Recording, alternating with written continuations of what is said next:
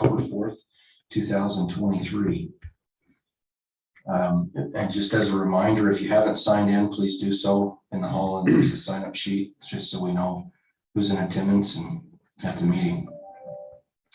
We'll begin our meeting with the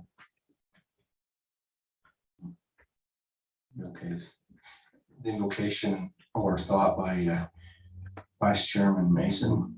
Yes, sir. And then followed which will be led in the Pledge of Allegiance by Commissioner Ann Carroll.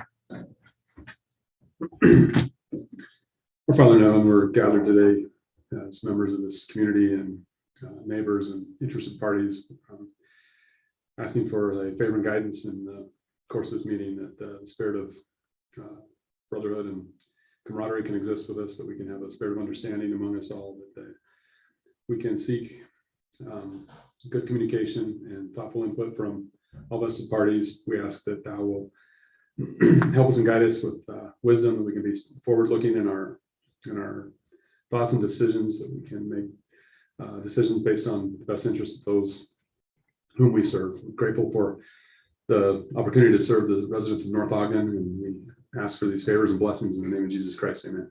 Amen. Please stand for the pledge of allegiance. I pledge allegiance to the flag of the United States of America and to the republic for which it stands, one nation under God, indivisible, with liberty and justice for all.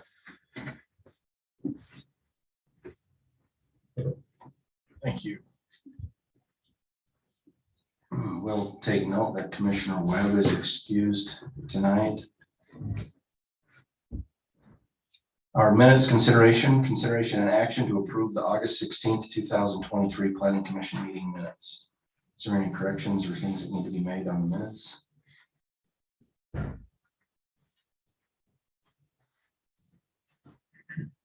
Entertain a motion.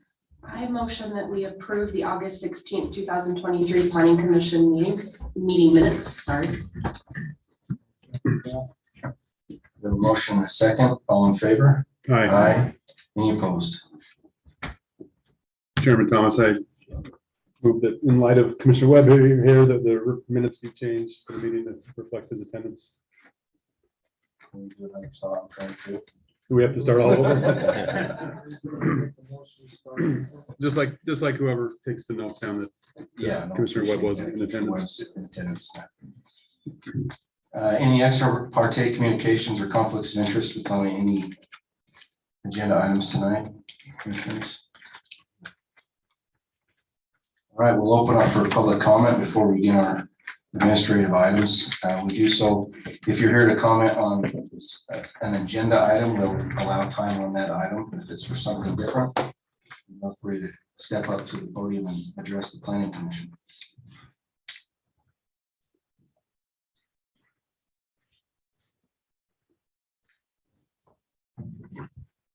All right, we'll move on to our administrative items. Item number 5, site plan review of 2023-13. Consideration and action on an administrative application site plan review of an assisted living commercial group home located approximately 1771 North through 350 West. Presenter Scott Hess, our Community Economic Development Director. Scott. Thank you, commissioners. So we have before us an administrative application. In this case, it's sort of a gray area on what these are. They're permitted in residential, commercial, and manufacturing zones. They're effectively permitted everywhere, these commercial group homes.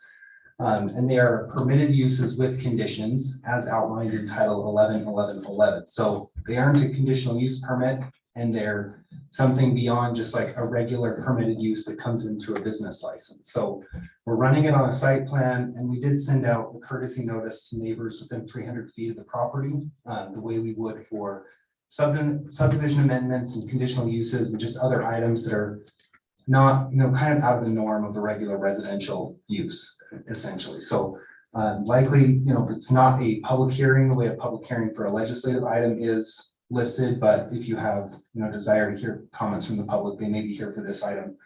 Also, just a note that the state has changed its public meeting notice requirements. So we're going to see additional notices that'll go out unless that changes. So courtesy notices for things that we normally wouldn't have notice, like administrative applications for subdivisions, are going to be sent out to residents within 300 feet. That's what our ordinance has in it. So that may, garner some more participation by members of the public for planning commission. But it's on those administrative items, which are in most cases, in almost all cases, approved with conditions unless there's, we just have an inability to have a condition that mitigates a detrimental impact to the neighborhood. So with that, that's kind of a primer on the application that we're looking at right now. This is site plan review of an assisted living commercial group home. These can take a number of different, be looked at in a number of different ways. This one in particular is an age restricted, like 55-year-old and above assisted living facility for no more than 6 persons to live in the home. And they all require 24-hour care. So the things that we'll look at from a kind of neighborhood impact standpoint on these would be similar to daycare, preschool, or any other, group home type of facility where you'd be bringing a number of people in. And looking at the things that I think the planning commission could control, which would be impacts on noise and sound and traffic impacts. This will have relatively limited, impacts on any of those. You're not going to have 15 kids in the backyard for several hours a day screaming and playing the way you do with preschools. These will almost all be non-driving residents. So there's a residential home with a multi-car garage and a driveway that you'd have one employee parked there 24 hours a day that the employee would come and go, and then a manager for the facility that would come and check on it several times a week. So you have up to 2 cars there at various times throughout the day, and then any visitors. So if there's family members that come and visit, they may come and park, but the expectation is that that's likely not going to drive much more traffic than any normal, any one of our homes and people coming and going from those areas. So the applicant has been able to meet all the requirements of Title 11.11.11 as outlined in the staff report, and staff really doesn't have any additional comments to add. We don't have any additional conditions to add. This one is a little bit different because it's a home that's owned by an investment company that's being rented out to this business that has applied for the business license. So we did receive a letter from the homeowner, the business that's underlying, that they understand that the business license has been applied for, and that use could continue with that original underlying owner. But again, the expectation would be probably the renter in this case, when they cease operations, the business license would lapse after a year, and that would turn over and no longer have this use in it unless they find another operator to continue to operate and maintain the business license. So with that, I'll entertain any questions. We do have an applicant representative here who can answer questions as well. One question. So you described briefly the nature of the business and the nature of the visitation and stuff like that, but could the business essentially change? So if, in other words, if they were catering to the 55 and older community, and let's just hypothetically say that gets all approved tonight, and then 6 months down the road they decide, hey, that's not a great model, we're going to cater to the 21 and younger, which has a different set of visitation and stuff like that. Could that potentially happen? I would say that they would need to come back in and review that site plan with the planning commission again and see if there are any conditions we need to impose on that. So it's listed in their business license, the type of business model that they're doing. I guess they could potentially do that. It would be kind of up to the neighbors or code enforcement to police that if they notice a significant change in the business, because I'm not over in this particular neighborhood on any regular basis, from Right. City Hall. So there's no trigger mechanism to alert us, but No. but that technically would require a new business license. Right. Okay, I mean, thank you. along with other home businesses that we have hundreds of home businesses in North Ogden where we permit home businesses from offices to small manufacturing and anything you can imagine. There's sewing, candle making, photography studios, all sorts of things that happen within homes, and they're really largely policed by the community through code enforcement action. So if one gets out of hand, like you have a small machine shop out of a garage that starts to do welding and grinding until midnight, neighbors will call code enforcement. Code enforcement comes out and they enforce the conditions that imposed, and if they continue to operate in a way that doesn't meet the conditions as they were originally imposed, we revoke those business licenses. And I'd say that's pretty rare that we have one that gets out of control that way. Well, I assume a lot of this has some state regulations to it. Yeah, so group homes is a term that is regulated by the state. And John may be able to, correct me if I misspeak here, but it's one of those uses that cities, we just can't regulate out. We have to permit them in some way. So the way that North Ogden has chosen to permit them is through this commercial group homes with these 5 items that we can basically run through as the planning commission through the site plan process and make sure that we're administering them correctly. So that way the state would be responsible for making sure the whole home has been adapted or set up to handle full-time assisted care. Yeah, and we won't do any, we can go in on a home business license and do things like fire life safety to make sure that there's railings and ADA accessibility in whatever way a normal home would need to be. But we won't go in and regulate this one further to say that bathrooms need to have handrails or there needs to be stair wells, any of that stuff. So that'll be on the liability of the operator of the So business. before the business licenses, there's a lot more to do to, there's none of that stuff. It's Just a fire review in this case. Just the fire department or our building official will go out and make sure that there's GFCI outlets and general fire life safety items.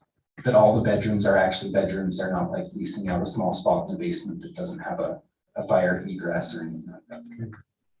And it does sound like if it changed over time to a different age group, that we do have enforceable code that prohibits like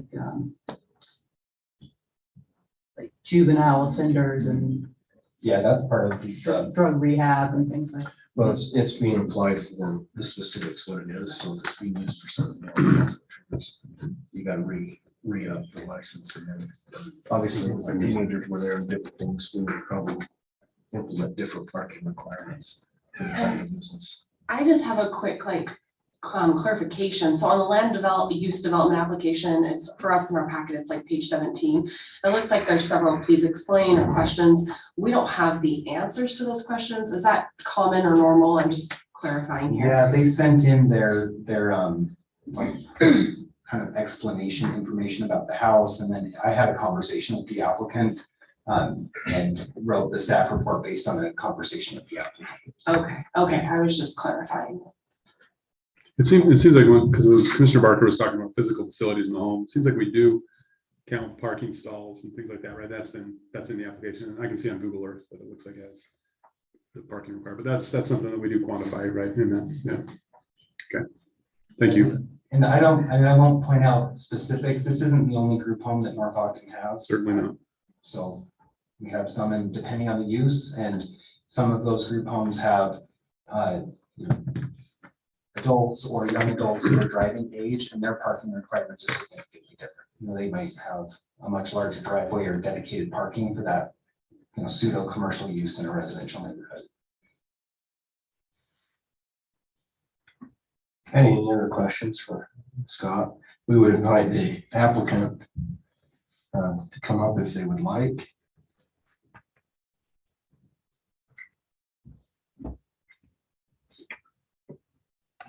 Thank you so much for the opportunity to come and address you. I think. Could we get your name and thanks. My name is Nigel Heedy. Okay. Thank you so much, Scott. I think you covered for the most part everything pretty well. There were some questions that needed some answering, and I'm glad to address some of those. I think you asked about driving. The demographics are from 50 to 75. And everyone would not be driving. So parking would not be a challenge. We'll essentially we're gonna need 2 parking spots, one for the person who's a CNA who's going to be taking care of the patients 24/7, as well as one for the nurse who's going to be coming in every single day to checking on the patients. So when you say there will be no driving, is that because the residents are physically unable to drive? They're based on the reason they're in the home? Correct. Okay. Correct. I have a question. So you have one CNA there full time. I'm assuming a lot of the people you're going to have there. And how do I say this? Because my mom went through this, and she went when she got older, the dementia and stuff, and we had to have full-time care. She could get very I hate to use the word violent, we should get pretty mean at times. But one CNA, that many people, that could happen, is that gonna be an issue or? Excellent question. So, for federal and state regulations, the ratio is 1 to 5. So for every 5 patients, you need to have 1 CNA there 24/7.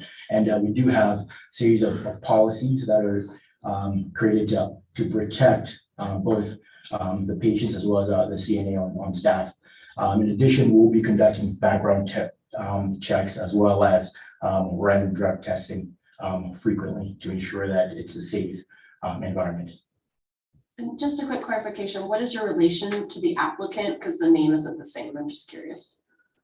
I am the administrator and she is the director of nursing. Okay, so you're the administrator for the group. Okay. Correct.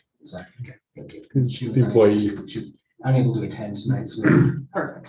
Sir, what is the or is there a policy? So if one of the patient's family comes from out of state, wants to stay overnight, do you allow overnight visitations? No, not overnight visitation. Matter of fact, visiting hours are end at 7 p.m.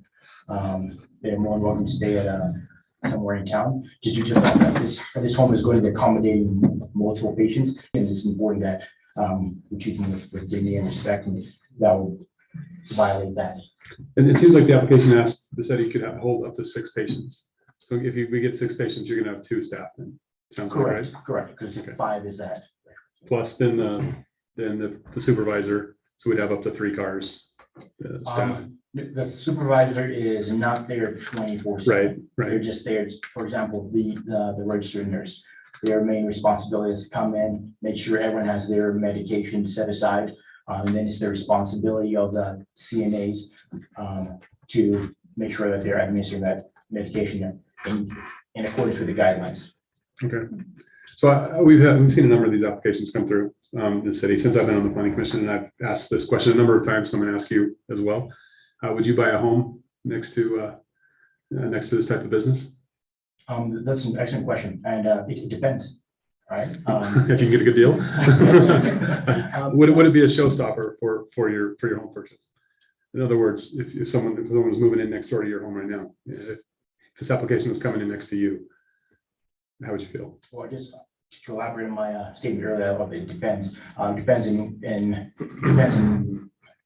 how that group home was. We call them adult family homes is administered, and if it's kept up really well, if I don't have to worry with it being trashy all the time, tons of cars in the driveway, especially people not parking on the lawn, I have no problem doing that. One of the things that would make me feel really comfortable is that they conduct regular background checks as well as regular drug testing. That would make me feel well, especially having a young family. It would not be a problem for me. And you mean, just to clarify, you mean of the employees, Correct, the background checks and the drug testing of the employees? on the employees, exactly. Thank you. Any other questions for that? Are there any lighting needs or anything like that that you need that are in addition to what the home currently has or outside of regulations? Like we don't need floodlight in the backyard or anything like that. Nothing outside, nothing that a standard home, family home would not need. You did also pose a question earlier about changing the age range of our patients. So essentially, we would be, a good portion of our patients will be coming from the ACA, Affordable Care Act. And if we were to make certain changes, we'd have to essentially create a new business license altogether just because of regulations. So that's not the plan. And that's Cecilia's really passionate about that age range because she's a geriatric nurse and she's spent 23 years in that field. So she's passionate about that age range. Are there any questions? Thank you. Yeah. Thank you. Thank you so much for your time. At this time, we'd like to invite the public up to speak to the planning commission, as we often do with our items on the agenda. If you'd like to on this item, please step up to the mic and address us.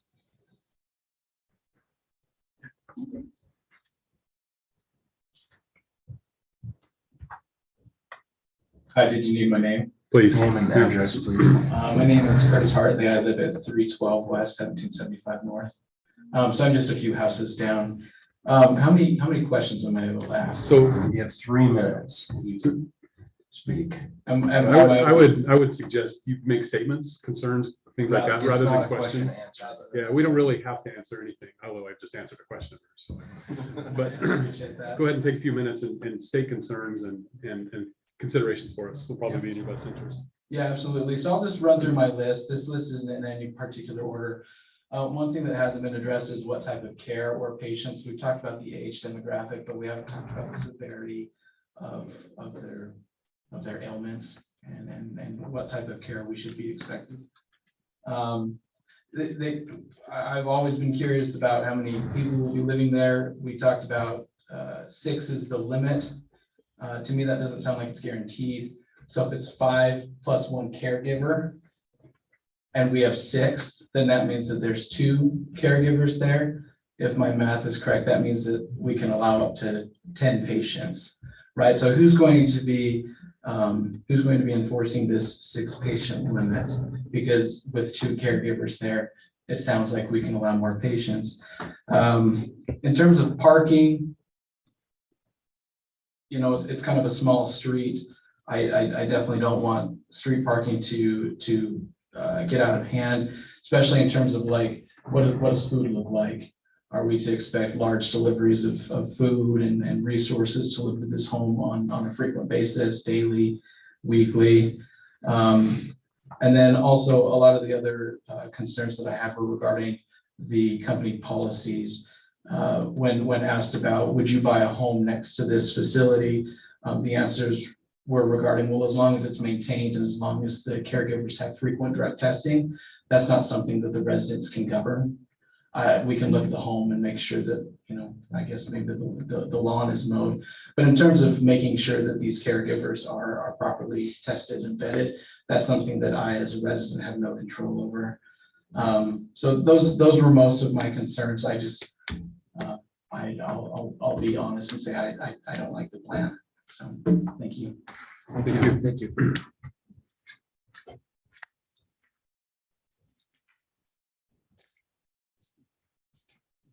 Hi, I'm Kenzie Hartley. I'm his fire assistant address.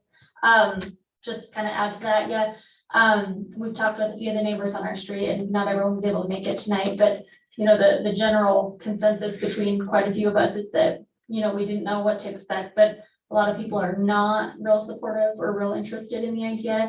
Again, mostly because of parking. I know that that's, you know, sounds like isn't a huge issue, but if you do have 6, you know, people living there plus your 2 to 3 staff members, depending on how many live there, then you also have families visiting. I mean, for 6 families, you know, if they all come visit on the same day, that's a lot of cars to be there. And so we do expect, it's a really quiet street. We're not a through street, so it's a very quiet street with not a lot of traffic. So even just adding those couple of extra people coming and going is already a pretty drastic change to how the street is for right now. And so, you know, that's kind of an issue. We also are a street with a lot of really young children. And so again, with having, you know, more traffic coming and going, or just more, you know, adults in the neighborhood, you know, when we send kids out to play, you know, that's just kind of an issue as a parent, you know, that you kind of want to know who's coming and going so that, you know, if your kids are safe to be playing out in the front yard or if you need them in the backyard, stuff like that. And then, yeah, like my husband said, you know, we didn't know if there would be vehicles coming for like Meals on Wheels, bringing food in or catering things, because the CNAs aren't going to be cooking meals for their patients all day, you know, and if these adults are unable to take care of themselves, we didn't know if there would be more people coming in specifically to bring supplies or to bring food, which could add to traffic and some of those concerns. And so I think those are kind of the main things, but I also don't love the idea as a mother with small kids to add. It's a really small home. You know, it's a small home, it's a small street. There's really not a lot of space. And so to try and bring 6 more families in, that's a big concern for us on our street. Thank you. Thank you.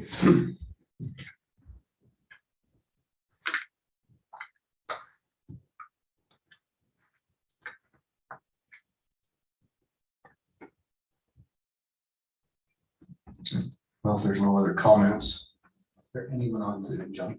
oh, now we're still doing that. I don't see a hand raised on. Looks like we have another comment. Okay, come on. Hello, guys. My name is Miguel. So adding to what they said, I agree that there's gonna be a lot more traffic. When there's that many families get together at the same time, in that little side where there's a pond, when there's nowhere to park in their facility, they're gonna park along that way. So, and then people are gonna be coming and going, there's gonna be a lot more traffic, and it's just, like I said, I disagree with the idea as well. I think it's a bad idea, and, as far as transportation for food, at the moment, I don't know how that is gonna look as well, because from my understanding, there's no, like tractor trailer allowed in that street. Is it gonna be box trucks? If it is it gonna be, you know, what size, what's the weight limit, what time? Because all that's gonna affect, there's gonna be people coming, going, basically all times at night as well. There's gonna be, if there's an emergency, there's gonna be sirens as well. Is that gonna be something that they might, you know, as well, like not have to do at a certain point? I don't know, there's a lot of unanswered questions. And I don't know if they already said as well, I don't know how tall that building is gonna be, or if it's just gonna be remodeled. That would be one of my other questions that we have for you guys, is, you know, how many floors is it gonna be? Is it gonna be the same house? Thank you. Thank you. Do we need a full name for Miguel and an address? Well, give us your address. Wow. It's, Ariola, 393 West, 1700 North. Thank you. Thank you. Did you sign in when you came in? No, sorry, I came in late, sorry, I came in late as well. Put it in the minutes.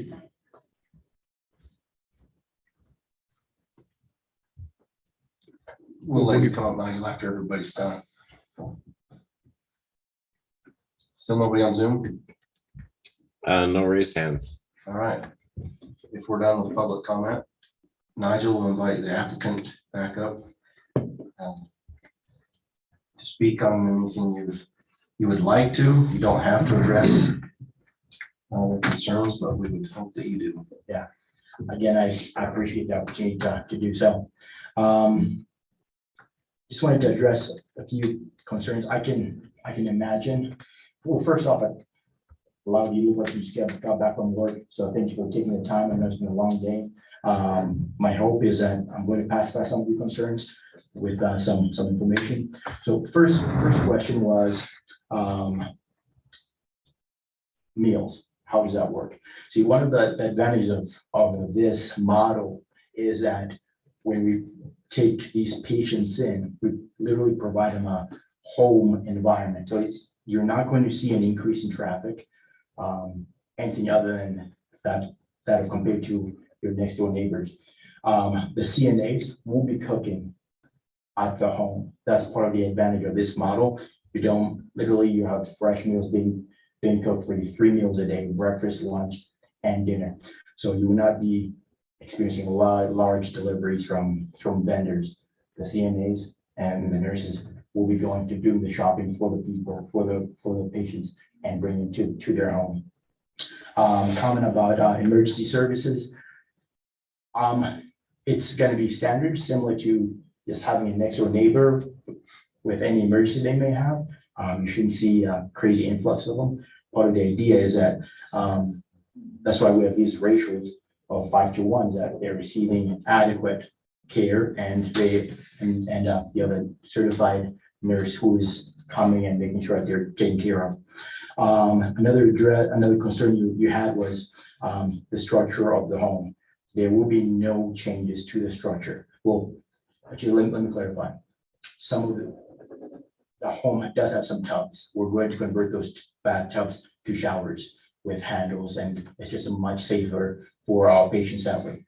But you will not be adding to the structure of the home. We'll not be building up or sideways. We'll be remodeling the shed in the back just because it's pretty old. But that's about it.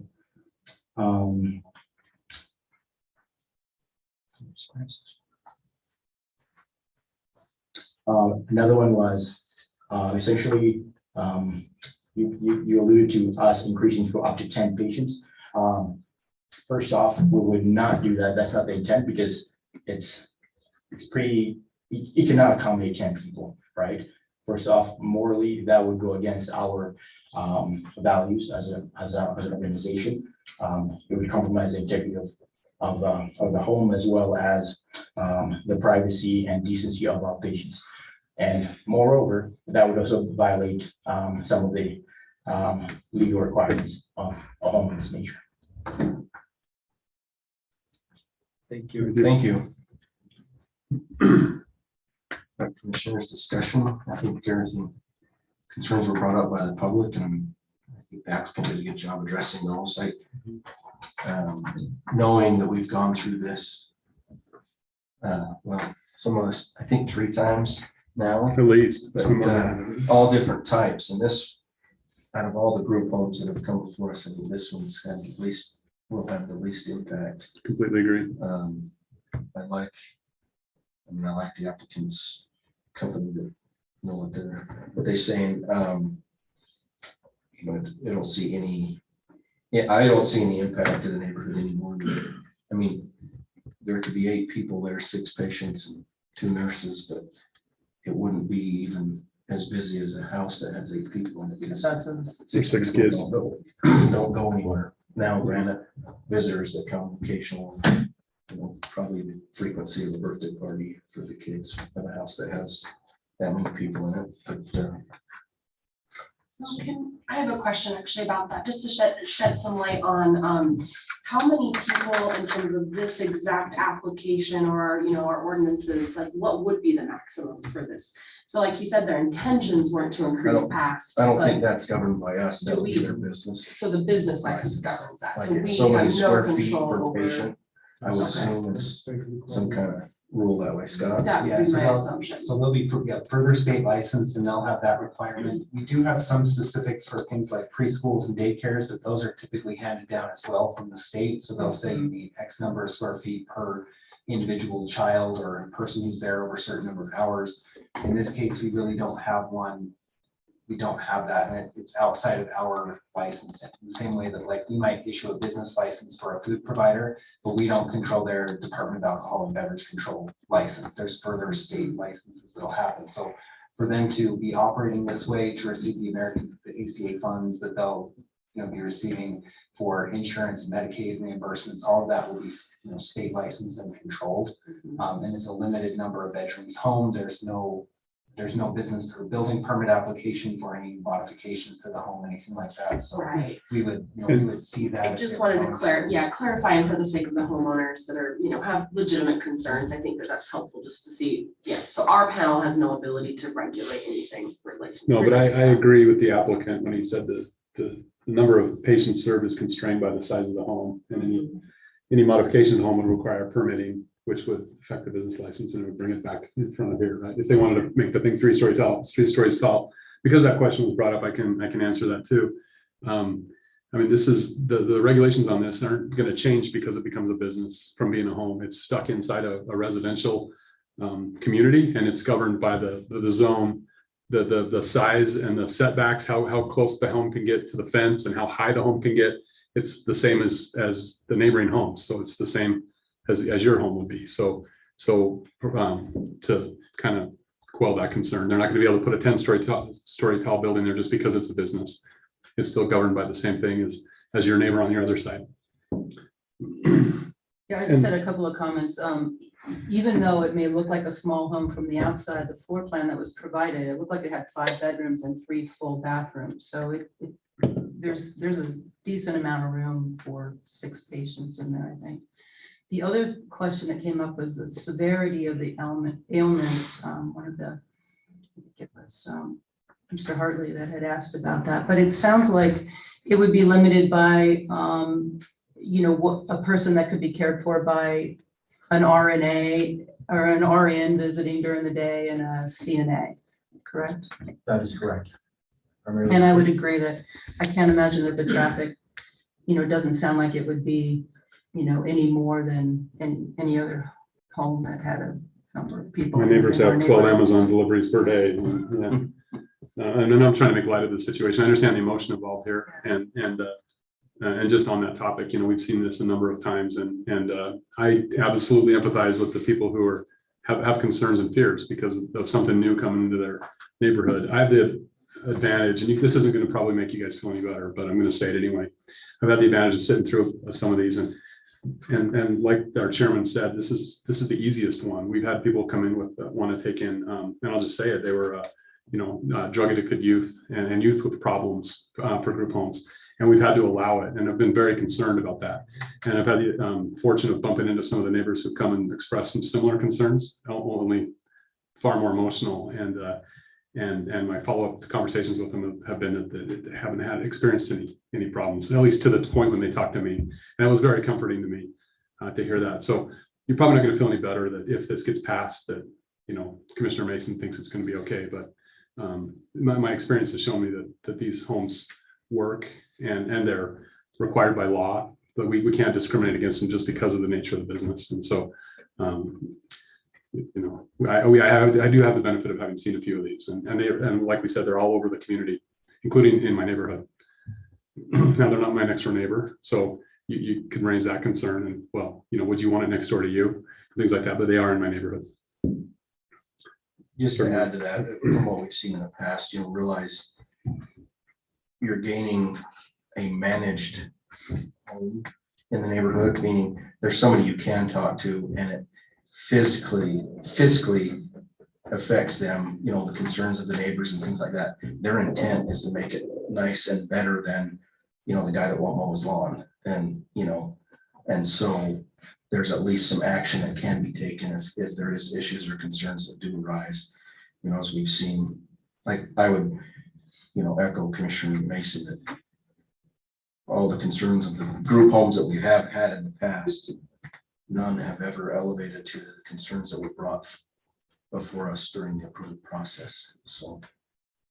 And that's not to downplay the concerns. If people protect their homes and their neighborhoods, and that's absolutely what I would do as well. And so I appreciate the sentiments that were brought, the concerns, and I've made mental note of every single one of them. And I think by and large, they were, at least if not addressed by the applicant, addressed in my head, like with deliveries and stuff like that. So to the commission, I'm comfortable approving this administrative action for a couple of reasons. I don't see that we have the legal ability to deny it where it's an administrative application.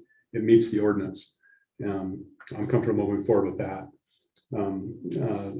Secondly, it's proven to be a model that does work, I think. And so I would motion that we approve this item as stated. Is that the motion? That is my motion. That still can be discussed. We can still, No, I Okay. just want to make sure. but it's a motion in that direction. I second that motion. We have a motion and a second. Any other discussion, commissioners? I think it's tough. I do. I think if it were on my street and I wasn't familiar with this, I would feel like, holy cow, what about my kids? I would really feel that way. That being said, I think there's the flip side as well of, people are getting older and they need a place to live, and they all can't afford a place to live. And this is something that's popping up and the state is regulating, and we're going to see it more and more. And so, I appreciate how the commission is kind of wrestling with this, how the community is bringing forth their concerns. It's a hard thing. It's a really hard thing. It's change, and it's definitely changed with the baby boomers and people aging and whatnot. And so, I just wanted to say that it's a tough thing. It really, really is. So that's it. And that, what I was trying to say, the concern with the kids out playing in the street, I live in a cul-de-sac, and it seems to be a cul-de-sac that people like to come and see how fast they can flip around in it and get back out. And I have nobody I can go to and say, hey, or some parent, your kid's doing donuts in my cul-de-sac, where this is somebody, if they have people coming and going that, that make you feel unsafe for your children, you can talk to them, and it's that person's job. Like, they got to watch what they're doing or they can lose their job. And I know that, the operators of the facility, what would address those concerns, so. Would it be both that they could talk to the operator of the facility, but also talk to the city if they needed to for specific code enforcement issues or, Like- not that I'm trying to yeah, encourage no, yeah, like- staff to get a million phone calls, No, but but just. like anything, you get, somebody calls and reports that a teenager that comes home for lunch every day from high school is zipping down the street. Yeah, The officer needs to go and watch and catch him, where in this instance, it's an employee. yeah. There's a different route. No, I It would depend on the nature of the infraction, right? If a 30-foot pole shows up with floodlighting the neighbor homes and shoot, right, then that's enforceable from Yeah. code enforcement. And that's Yeah. something they could complain to the city about, not have to get involved. But if it's, hey, your Or delivery driver violation of their comes, business license. Yeah. right? Yeah, But our concern, our sole concern, and this is kind of the tricky part of being on this side of that, is that we are, I guess, saying, does this meet the requirements of the ordinance? That's really all we're being asked tonight. Yeah. Okay. Which kind of stinks because, well, it doesn't, right? Because it does meet the ordinances. Well, And so that's what we have to base our decision on. I absolutely agree with what you said, but I go a step further. Our job is also to listen to any concerns that may be specific to the area, right? Like if they were to say, hey, we have this waterfall or whatever it is, right? Then we have something that we can put a condition to that may limit this or may have to change it or something like that. So it is absolutely, does it meet the ordinance? Yes, no, but it's also to listen to if there's any extraneous circumstances. And what I heard was definitely emotional circumstances. We have young kids and stuff, but that doesn't really necessarily make it different from any other neighborhood, in my opinion. And I absolutely think you should have come and said that about your children, because that's your main job, okay? But it doesn't necessarily say, well, this neighborhood's different and therefore we can't put it here, because every neighborhood has children. And it's a job of every parent to protect them, just like what's done here tonight, so. And if in the guidelines, we were uncomfortable with any part of this, we weren't comfortable with how it would be managed, then we could, I guess, request additional limitations or regulations or something. But I'm pretty But I think we'd comfortable I actually feel pretty good about the management of this. I do too. I do too.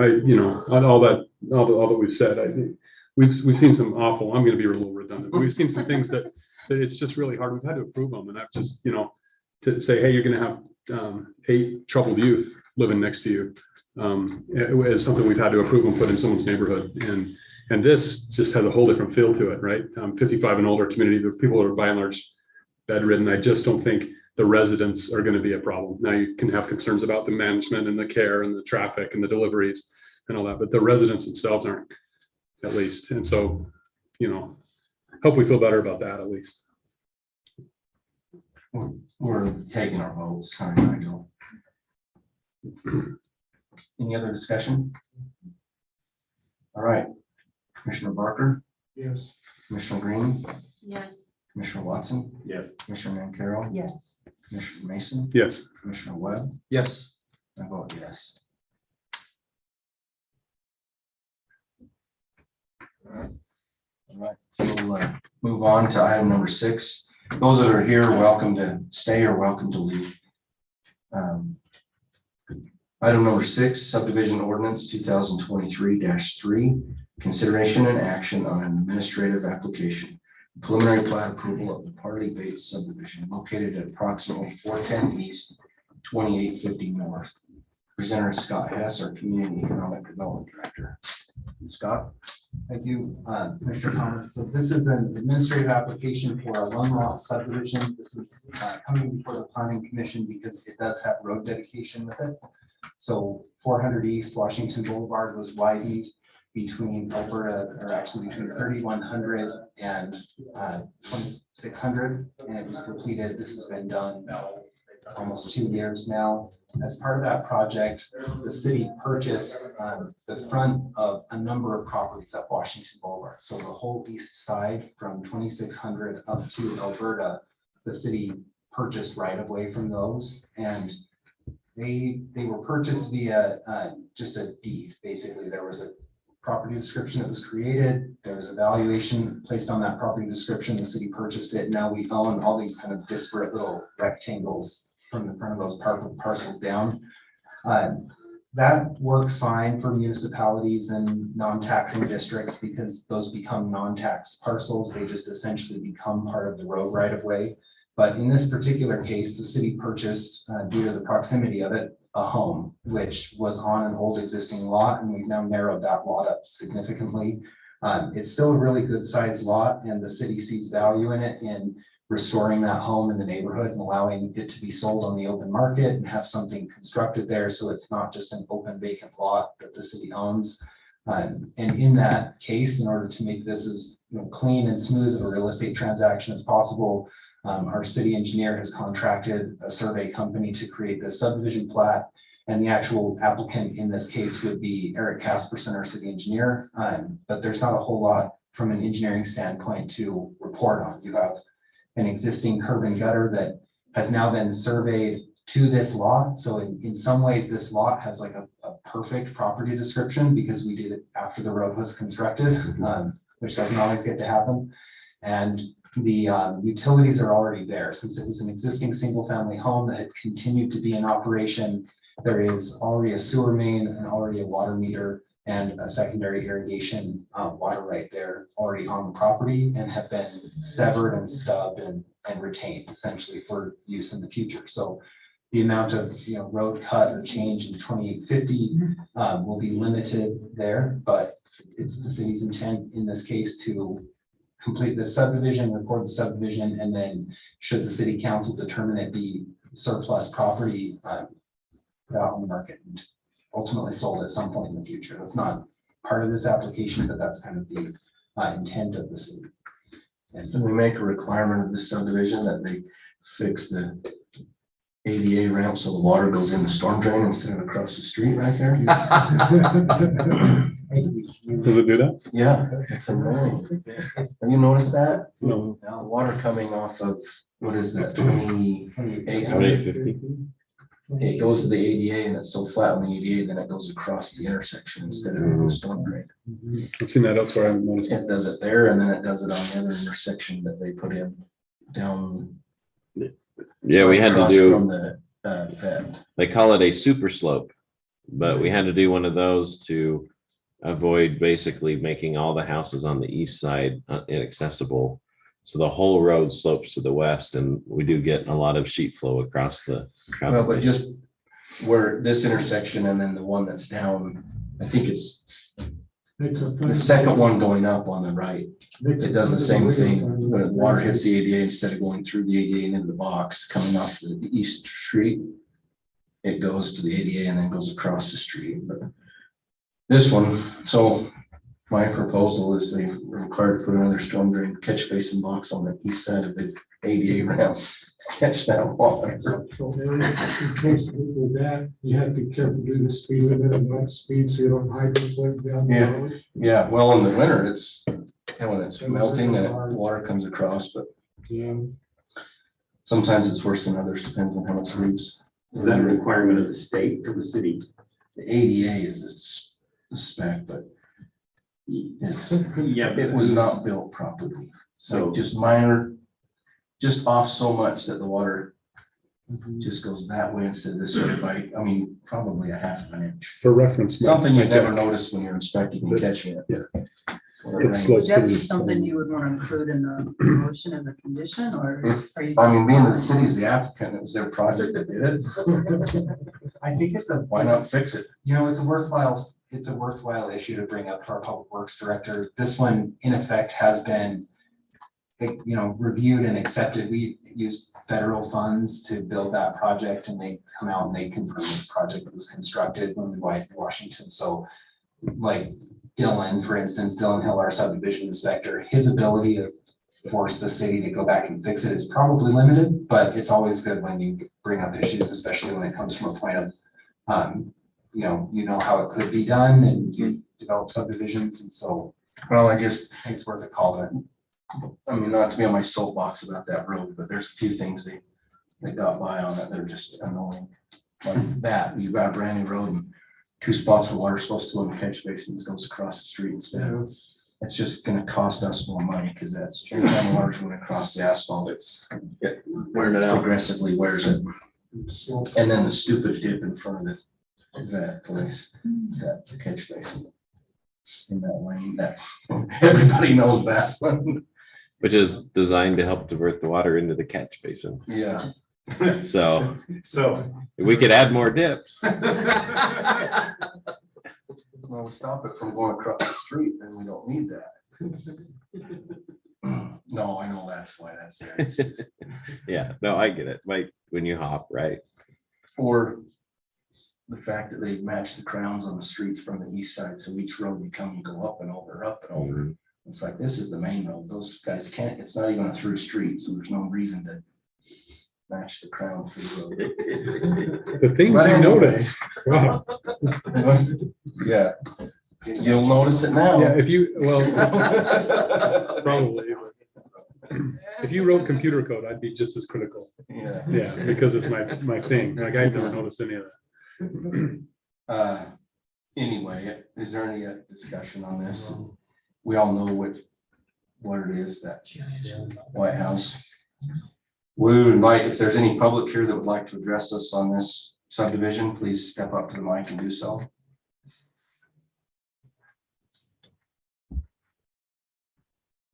Sitting at 420 East. You've got two water meters.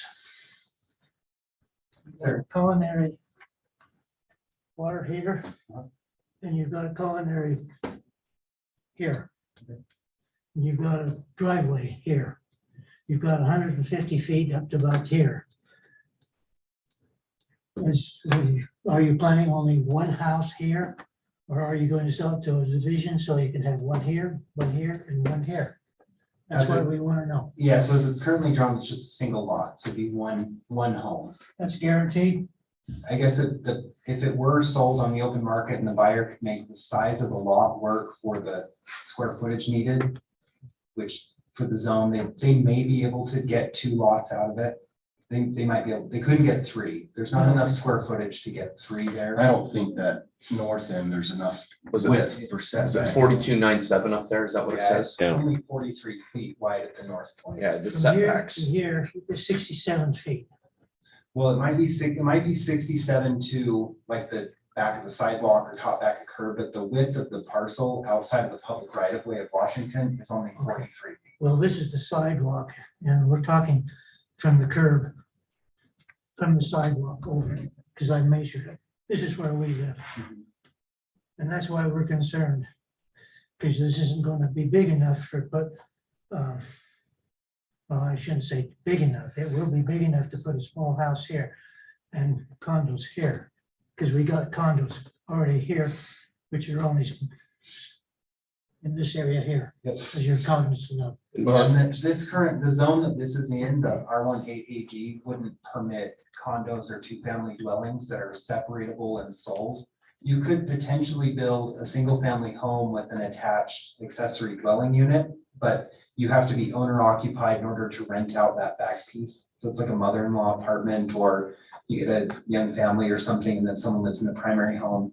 But the way it's configured and the narrowness as it goes north, the city, we didn't look at it as 2 lots. We looked at it as 1 lot, just the new configuration of a single lot. So Mr. Hess, if this were to be subdivided again, so it's being proposed to become a lot. If that were to become 2 lots, there'd be another notification that would go out, no? There wouldn't, Yeah. because at that point, there'd be no road dedication. So that's just an administrative process, and we So they wouldn't necessarily know if It may somebody, not. We do divide we divide lots into 2, and we do 2 lots into 1 combination all the time. That happens all over the place. If you have enough land to do a 2-lot subdivision, but in the case here, your front setback's 30 feet. So you would have a very narrow. And the rear box, setback's and your rear 20, right? seat's 20, yeah. So you need- Your house would be 10 feet wide, even at the, so I think that it's not practical, I guess, to build it as 2, and at least from what the council's decision-making has been up to this point, that's likely not gonna go multifamily. Okay, that's what we want to know. Yeah, thank you for your questions. Thanks for pointing out the 2 meters. I've been on that, I've walked the site, but we may, as a condition of the building, permit require that secondary meter to come out. We typically don't permit more than one water meter on any one Well, the parcel. meter is not in there itself, it's just the casing for the meter Okay. to be installed. Because there was a meter in there and somebody took it out. Okay. Interesting. Thank you. Any other public? No raised hands. Yeah, we have someone addressing this here. Sorry. Wait, sit so low. Nate Terrace, 845 East Nebo Avenue. I own the parcel on the other side on 2850. My only question is there, with the limited access to the property, is there any requirements for setbacks from that intersection for as far as access to that lot? And so where would you put the driveway? And is there requirements I think that you have to stay? Come into, yeah, the site triangle. Yeah. Issue. Does it meet that? Nate might be able to draw it better than you, Scott. You probably will. So that stop sign is here or so. And we have, even though this is a funky corner, your measurement is kind of gonna look like that and like this. But your driveway couldn't be in here. But it could be back here. But the other thing is there's a distance requirement in our police code and code enforcement of, I don't remember exactly what it is offhand, but the distance to a stop sign, you can't have a fixed car and typically try to keep driveways out of them. So it'll force the driveway to be down here. The closest it can be to this property pin is 5 feet by our code. So It couldn't be on the north side. there could be one, there is one up here. So you could probably get a secondary driveway, but anybody building a primary home likely wouldn't choose that as their primary driveway. And so the answer is there is a legal access point, an allowed access. It's just, it's not going to be ideal. Okay, thank you.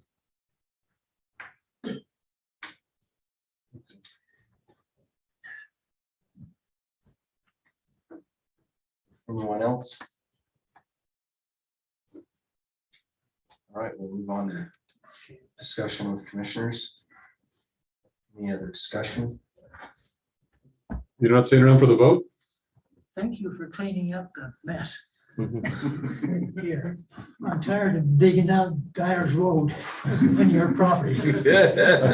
Thanks for looking at me and thinking that I did that. You don't want to get established. Okay. Thank you.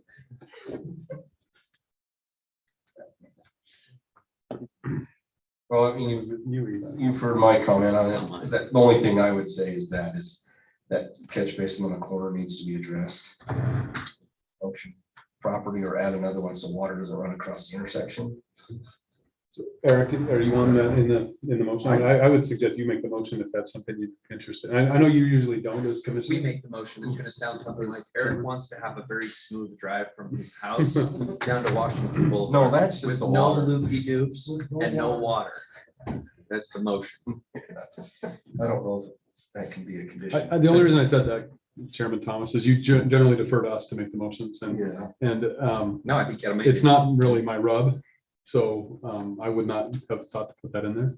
You know how to state it too for what he wants. And I'm not smart enough to state it correctly. Well, legally, we can't require that to be changed. I guess we can require that it meets the engineering standard, right? Yeah, we can double check that it meets the engineering standard and Just drive up there when it's raining. Or when the water's on at the neighbor's house, or, You know, is it mostly water coming down 2850? Yeah. That's skipping? yeah, because the catch basin, I think, is on Washington. side. Yeah, it's So north it goes around the across curve. The ADA, then it just. so will we be responsible for maintaining that road when it breaks down? The city is, yes. So I think it's very much worth double checking to see what would happen because it's gonna cost us money in the long run. So I think Eric's got a really good point. Well, I'll make a motion that we approve the Harley Bates subdivision located at approximately 410 east, 2850 north, with the condition that the curb and gutter and storm drainage functions properly, especially of the ADA on the intersection of 400 east and 2850 north. I'll second that. We have a motion and a second. Any other discussion? Commissioner Green, Yes. Commissioner Watson, Yes. Commissioner Montenegro, Yes. Commissioner Mason, Yes. Commissioner Webb, Yes. Commissioner Barker. I vote yes.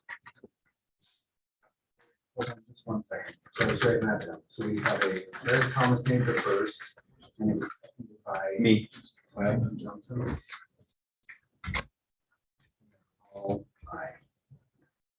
Thank you. All right, we'll open up for public comments if Chris or Meg or anybody online would like to address this. We lost our only online person, so. All right. There's no halfway house was done. There's no public comments, any remarks from commissioners? 3/4 way. Besides, I'd like to welcome Jeremy Thomas back to the meeting. Who? You know that. Yeah. I have a remark just quickly. I was able to go to the APA conference, same with Commissioner Nancarrow. And were you there, Commissioner Parker, or was there somebody else who was just us two? And I just wanted to comment that it was a really excellent experience. Just a couple quick takeaways. One, I was happy to be able to hear from Jenny Taylor, who of course is North Ogden kind of royalty with her family and experience. That was a nice experience for me being new to North Ogden and having that ability to hear her story. So that was really powerful. Second, we were able to attend a really interesting presentation on affordable housing. One of the points they made that stuck with me on an economic level is just the amount of money our local economies lose. And I actually meant to bring you that data, but I need to get the slides on the presenter still because their font was about yay big. But it was a significant amount of money in our local communities that we lose, economically speaking, when families buy homes that are at the maximum of their economic threshold. So part of the affordable housing argument that they were presenting, which I thought was kind of unique or interesting, is that if families are able to buy homes that are better within their budget and give them more expendable cash, if you will, it's actually better for our local economy as a whole, which I thought was a really interesting perspective. So yeah, just some new food for thought. Obviously, typical affordable housing kind of presentation, but it was really interesting. And finally, they had conducted a really interesting state survey. You probably would know which organization, but about just what Utahns want for the future of land and housing development. And there was some really interesting data, and I would recommend if anyone's interested, I don't want to go through it all because it was a bunch of different things and maybe you have other thoughts, but really interesting stuff. And if you get on their website, you can actually look through to see what rural Utah said versus urban and the different counties. And it was just some, I think one of the main takeaways is people were not as opposed to this idea of affordable housing, water conservation, etc., as much as we maybe thought they would have been, which was a really interesting takeaway. Did you have other thoughts? Lisa, just quick on that, because I wasn't in that session, but I believe it's Envision Utah's Your Utah, Your Future. And if you just Google Your Utah, Your Future, their whole website with the report and the results and everything will come up, and it is really interesting statewide and it's regional information. Yeah, I think one thing that struck me the most about that data, I want to say they were able to get survey data from, I want to say 28,000 people. But the cool thing, it was really all different age groups and they had it broken down by that. And I think the thing that stuck out the most was the younger age groups, had a whole different perspective from, say, older established homeowners, who is normally who we hear from, if that makes sense. But I think some of the younger folks were more in favor of multifamily housing, more in favor of, I think particularly ownership opportunities. So not just more affordable housing that was rental properties or apartments and townhomes and things like that, but ownership opportunities. And that kind of falls back to the first session you were talking about, which really was about maybe different ideas on these affordable housing and some of the things that cities are struggling with. And a couple of things that came up I thought were interesting is Ogden City established a new zone. I think they called it R2S, but it allowed townhouses and duplexes, but no apartments. And that was kind of intriguing.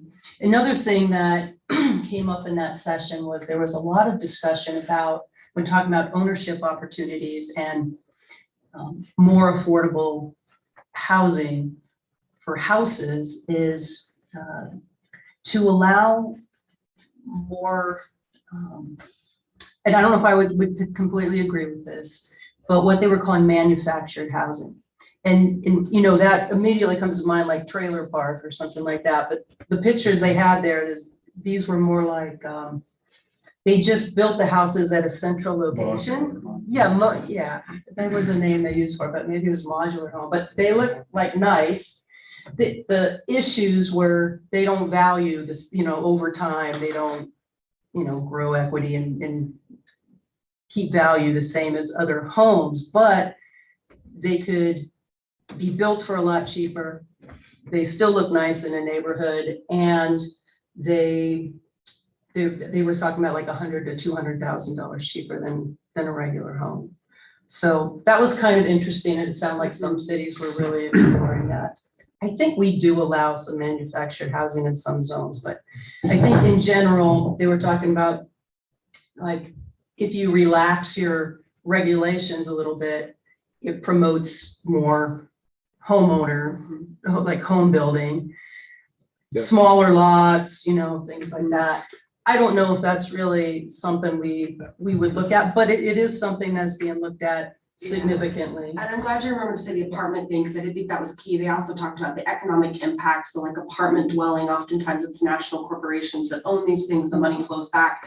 Homeowners and condos or townhouses are much better for not only the individual families being established, but the community. And I really thought that zone was super interesting. So sorry, Counterpoint to that, because that gets brought up here a lot, and from a ownership and trying to increase wealth and stuff, yeah, that can really impact the individual's life more than an apartment can. But a lot of times from a community perspective, and I don't know all the economics they shared, but you have 6 townhomes in a row, each individually owned. Each one's going to be maintained up to the quality of the owner, and that's going to vary, right? You're going to have some people that need their door painted, they're not going to do it. If it's owned by a corporation, at least there's a uniformity look to it. And it's usually, like Eric said tonight, it's in their fiscal best interest to keep that looking nice. And so, yeah, I'm wanting the American dream for people, but sometimes there's a place for apartments and rentals as well. So there's a stat I read this week from, it might have been the Ken Gardner Institute that said, or it might be not, because maybe it's national, but talking about home ownership. And I can't remember the demographic, but if it's like in the 30s and below, might even been 40 years old and lower, only 50% of those people have a desire to own a home. Whereas the older generation, it's 80 and 90%. Yeah. And so it's this big shift that people don't want to take care of. Yeah, I don't want to do things that are impossible for me either. So, hey, 20-year-old, you want to buy a home? Hell no. I can't. I'll never do that. Well, and I think the reality is, That data's been out there for a long time. I've read article after article after article on that data for quite a few years. it's not who ownership, it's who their desire for. I know, but I wonder if their desire would change if it were more realistic. But the Like, thing, it's hard. the thing that bothers me, really, I haven't seen anything on this, anywhere I've read it, anybody talk about it, anybody come up with anything. They talk about this affordable housing. I have not seen one person anywhere, quoted anywhere, anybody say anything, what is meant by affordable housing? What's the number on that? What's the cost? We want these stuff, but we never have, I've never. I think we've defined that well in North Ogden. Is it $2,000 a month? Well, Is it's, it $1,500 a month? There's an What is actual affordable? calculation it's for it. 50 to 80% of area median income, and then it's typically 30% of that person's income can afford X amount of money, and so you kind of have to back the numbers out backwards, but Right, your general area or your general affordability is 50 to 80% of area median income, which would be all of Weaver County, which drives the number lower for North Ogden specifically. Like if you look at North Ogden City, our city median income's $92,000. You're the second highest in Weaver County behind Pleasant View, who's just slightly higher. So two families, two earning incomes in North Ogden making that average can afford to buy a home in North Ogden. But if you take what the Weaver County area median income, I'm gonna get it wrong, but let's say it's $72,000 or something.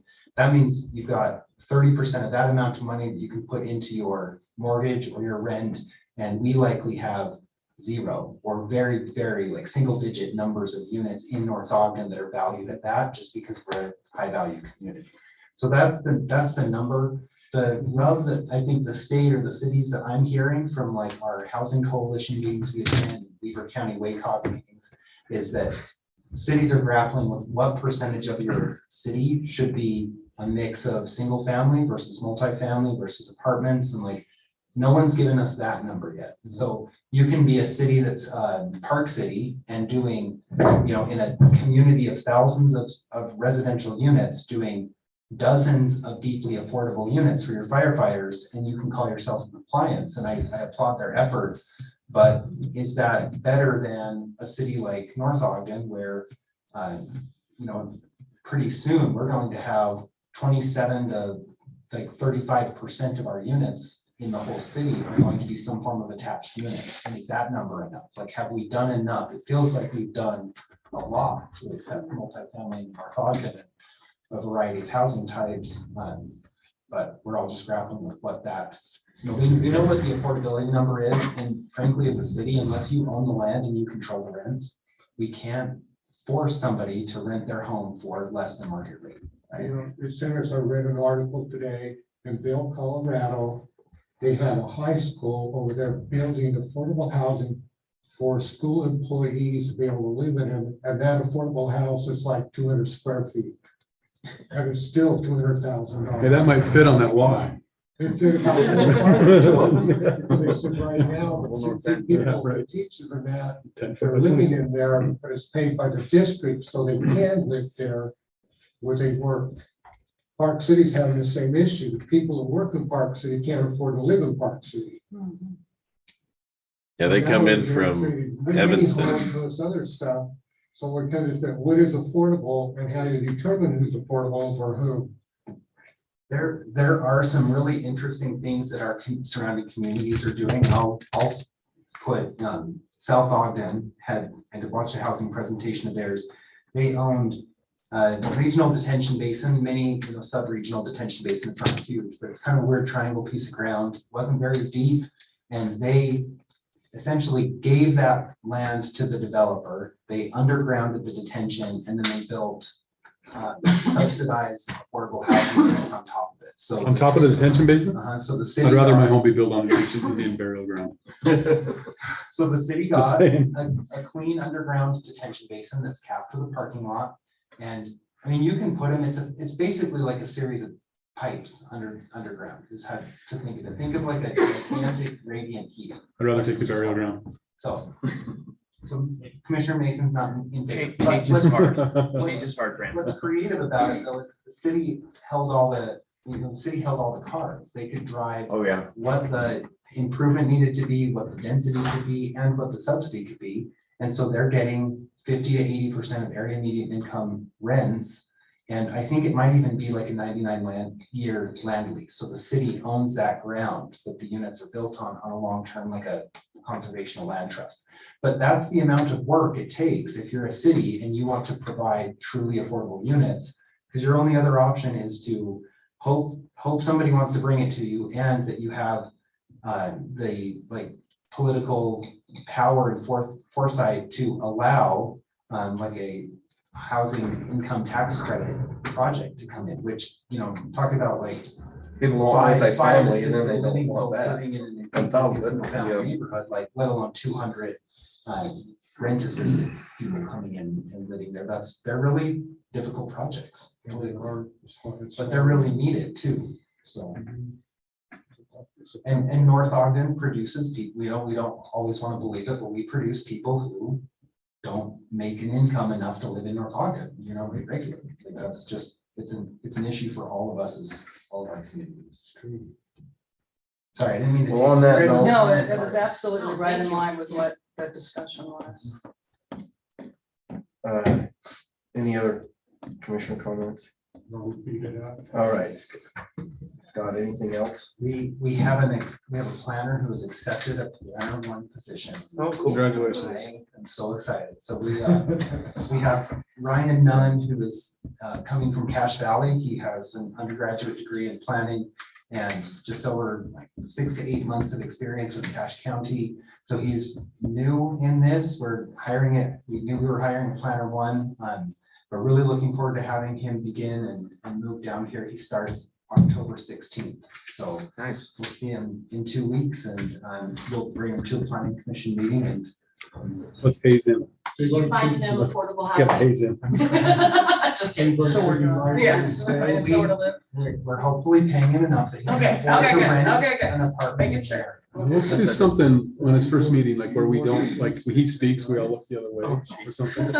Like, No hazing of my fire. You can do that. I'm actually not gonna be here oh, then. really? No, that's the last thing we're out of town. Last time I'm out of town. Unless it gets canceled. No, until December. Anything else? All right. John stepped out, so I make a motion to adjourn. motion to adjourn, all in favor? Aye. Aye. Second. Any opposed? Third. You got a little out of hand there. Yeah. Sick? Wait, I think allergies, but I'm starting to give up on that theory. I'm not, I heard the lady. Absolutely. Weather. Yeah. was super excited. Yeah. And she's like, everyone keeps calling in, and I'm not sick, I have an allergy. She's like,